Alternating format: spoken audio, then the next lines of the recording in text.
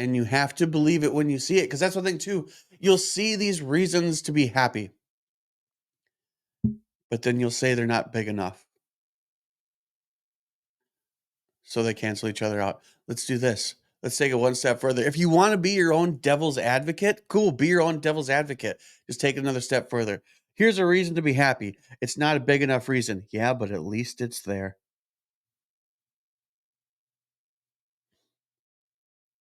There's your evidence.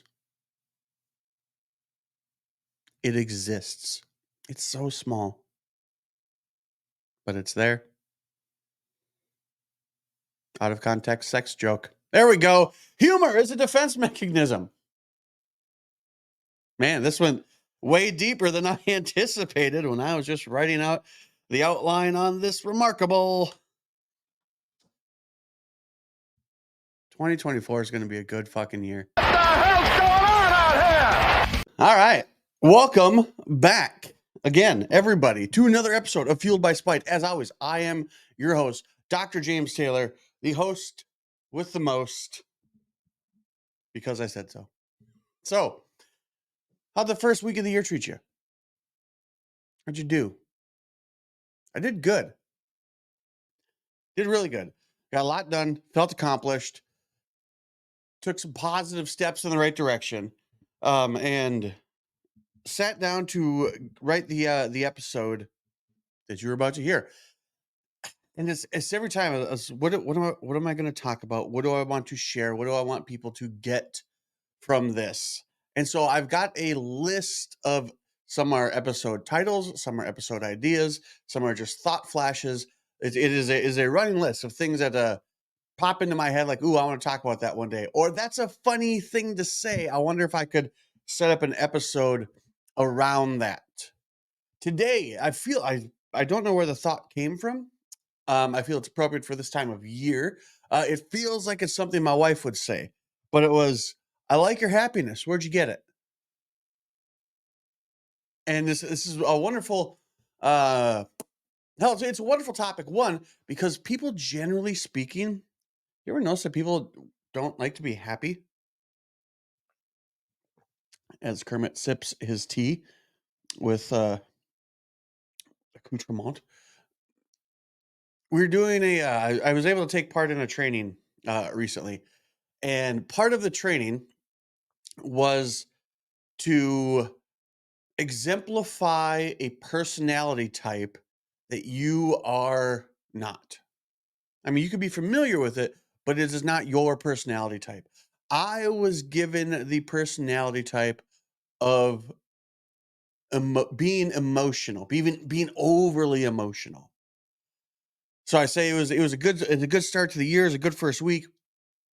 As I was getting ready and, okay, how am I going to kick off this episode? I was going to say it's a roller coaster of emotions, which is an impressive statement if you only have 3 emotions: happy, mad, sad, because that's where the majority of people live. They live within happy, mad, sad, and in this instance, I am certainly part of the majority. And it was we were tasked with planning a vacation, and you had to exemplify a personality type that you were not familiar with, or you're not familiar with exemplifying, at least. And mine is the emotional person, because I live in a, man, I'm rock solid, more or less, in my homeostatic emotional environment. I don't get too high, I don't get too low. I live above average on the emotional scale, not emotional, but the happiness scale, let's say, the positivity scale. Hey, I like your happiness. Where'd you get it? So I had trouble being the emotional person, but that surprised nobody in the room. It certainly didn't surprise me. And then there was another person who was tasked with being positive. So we were supposed to interact in this exercise, and I realized that I couldn't emote very well. I couldn't even fake it. So what I did in order to take part in the exercise is I just started sentences with the words "I feel." So in my head, if I said "I feel," that means I am feeling. So I gave it the old college try. And then there's another one where they were tasked with being the positive person, and they couldn't talk. Like they were allowed to, but they couldn't. And it was weird to me because like I'm having trouble being emotional. I'm having trouble faking emotion. But I get it and I understand because I don't live there. I don't live in an emotional state, the highs or lows. It's just again, I am slightly above average. So take that as you will. But it made sense to me because I live in it. But to witness somebody unable to fake being positive is very confusing. Even though I'm unable to fake being sad. I'm unable to fake being worried. But I get it. Like, okay, this is a hard hat to wear. I'd do any of the other ones. They're having trouble too. I wonder what they're having trouble with. Wonder what their personality is supposed to be. It came to the end of the exercise, and their personality is supposed to be positive. I was like, man, it was just such a foreign concept to me to have trouble being positive. But then, as they discussed as they discussed the trouble with it, every time I thought of something positive, in my head, it wasn't positive enough. So if it wasn't positive enough, then it just wasn't positive in general. There's a threshold, or there was a dichotomy. Well, if I think of this good thing, then there's this bad thing, so they cancel each other out. So then there's no positivity. Man, that's interesting. Because as somebody who grew up, did you grow up? I grew up. Depending on who you ask, as somebody who grew up striving to be better, striving for success, if there's a positive, there's a negative, they cancel each other out, then there's no positivity. If there's a good, then there's a bad, they cancel each other out, then there's no good. If you do well, but you didn't do well enough, then they cancel each other out, then there's no well. Oh fuck, I just got goosebumps, man. And then when I made that connection, I was like, interesting. Ooh, things just got interesting. I like your happiness. Where'd you get it? I like your positivity. Where'd you get it? Go back and check out Evan Cutt's interview. It's still, man, it's one of the best things I've ever heard. Evan, why are you so confident? Well, evidence. If you go and Google, if this might be news to some of you, I am a chiropractor in my spare time, a really fucking good one in DFW. And if you go and Google my office, Aspire Chiropractic, or any other business for that matter, if you go and Google them, you check the reviews, and what Google will do for you is it'll pull out things that are said most often in the reviews. It'll pull out from a chiropractic standpoint or chiropractic office standpoint. In reviews, you'll read things like headaches. So headaches is a word that's up there. Back pain. Back pain is a word that's up there. It's used most commonly among the reviews. Um, Whatever, all sorts of other stuff. If you look at mine, and I had a brand expert point this out to me, like she says, go look at your reviews. What do people say about you most often? They say headaches, they say back pain, they say team. People mention my team a whole lot in my reviews. People also say smile. The word smile is used most often when people review my office. Confidence is a word used most often when people review my office. Comfortable is a word used most often when people review my office. I've got nearly 400 reviews. I have a 4.9 rating. There are a couple of one-star reviews. Go read those and the response. I love them. Chiropractic office. People come here for neck pain, back pain, and headaches, generally speaking, but a large majority of the people who have positive experiences here leave reviews that mention confidence, comfort, and smile. I like your happiness. Where'd you get it? For a spiteful guy, I'm pretty happy. And it's where does happiness come from? Or what does it I mean, happiness equals confidence. Okay, where does confidence come from? Yes, Evan, it comes from experience. What else? Like, you can't just you can't have experience. This is an entry level job, but we need 10 years of experience. So it's and in writing this out, how did I get confident? Ipso facto, how did I get happy? How do I live above the norm? How do I live above average, but also not have the ability to emote? But that's neither here nor there. You have to have faith. How do you have faith? I mean, this is good. I'm not going down that religious rabbit hole. That'd be an absolute shit show. I know less about that than I do about anything else I'm talking about. But why did I get the if I'm happy it's from confidence, if I'm confident it's from faith. Where did I get the faith? Evidence, practice, right? It's a muscle. You have to exercise it to make it work, better. New year, new you, start fucking exercising your happiness muscle. I'm gonna exercise my happy muscle. So what do you do? Okay. I've got this thing here. And I've been going over this. This has also been a wonderful exercise this week as I've started an accountability group for a bunch of people that I don't know. So what I'm doing is I'm quote unquote sharing my secrets on the things I do that have made me a success. And one of the things that I have developed, if you will, um, is daily routine.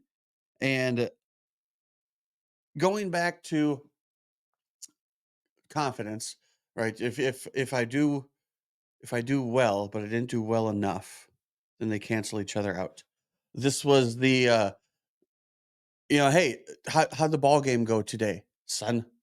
I went 3 for 4. Oh, you didn't go 4 for 4. Okay. No, it was things like that, but they're little things. But okay, so what could I do? I could concentrate on the fact that I didn't go 4 for 4, or I could have concentrated on the fact that I went 3 for 4 with a single, two doubles, and like 6 RBI or something like that, right? Like I could focus on the things that I did well. The thing I got from my wife. Excuse me. They say bad things happen by the threes, but she goes, good things happen by the thousands.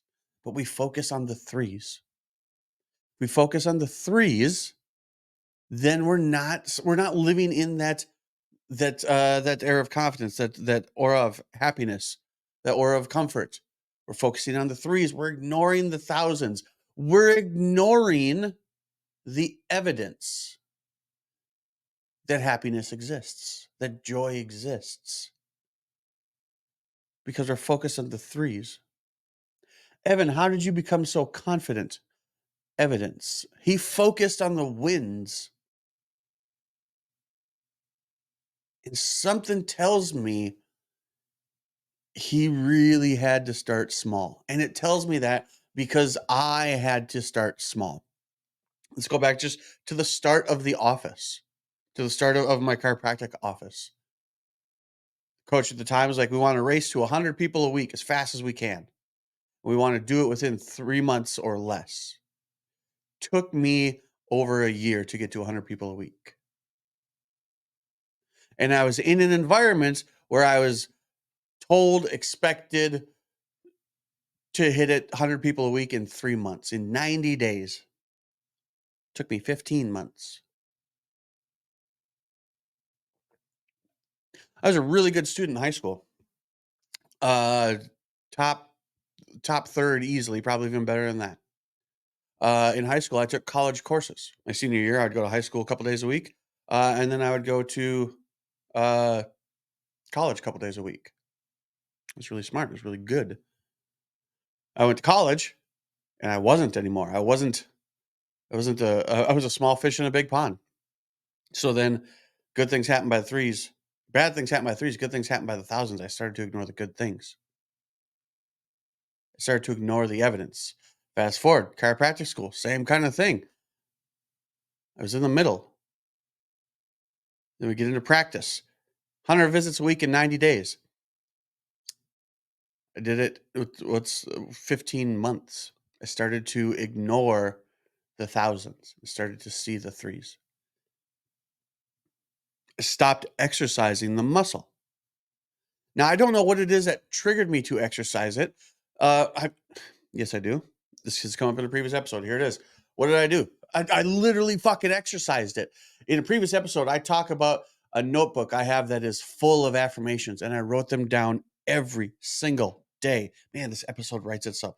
This whole thing writes itself. I got a text message the other day from somebody whom I've never met. I got a text message from them for the second time. First time that they had messaged me, they said, "Hey, I've watched you since I joined this coaching group, and I don't think anyone else has grinded the way you did." I don't know who this person is. They messaged me out of the blue. "You used to post your full page affirmations. That right there, that was my exercise. Somebody else saw that. You did everything you were told to do, and you did it well. I watched your video about taking people along, and if they don't want to come, fuck them. Your new clinic looks incredible, and you look trim and powerful." I don't know who this person is. And they messaged me out of the blue because they saw me exercising. They saw me giving myself evidence. "I like your happiness. Where'd you get it?" "Thanks. I made it myself." If you're this is going to be hard for some of you to hear.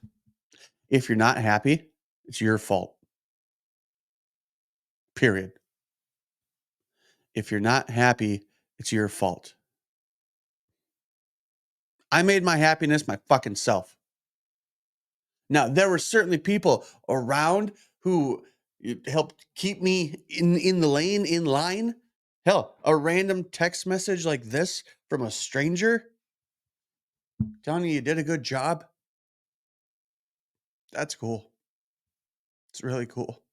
Being happy can be really hard,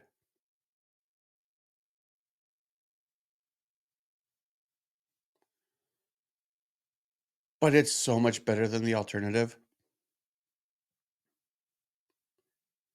because I've lived in the alternative too. Being sad all the time sucks. It really does. But at the same time, as I said earlier, it's your fault. It's only your fault, and only you can pull yourself out. People will prop you up and give you reasons to be happy, and you're not going to believe them. You have to find it for yourself, and you have to find reasons. You have to find evidence, and they're going to start out infinitesimally small, but they're there. And you have to believe it when you see it, because that's one thing too. You'll see these reasons to be happy, but then you'll say they're not big enough. So they cancel each other out. Let's do this. Let's take it one step further. If you want to be your own devil's advocate, cool, be your own devil's advocate. Just take it another step further. Here's a reason to be happy. It's not a big enough reason. Yeah, but at least it's there.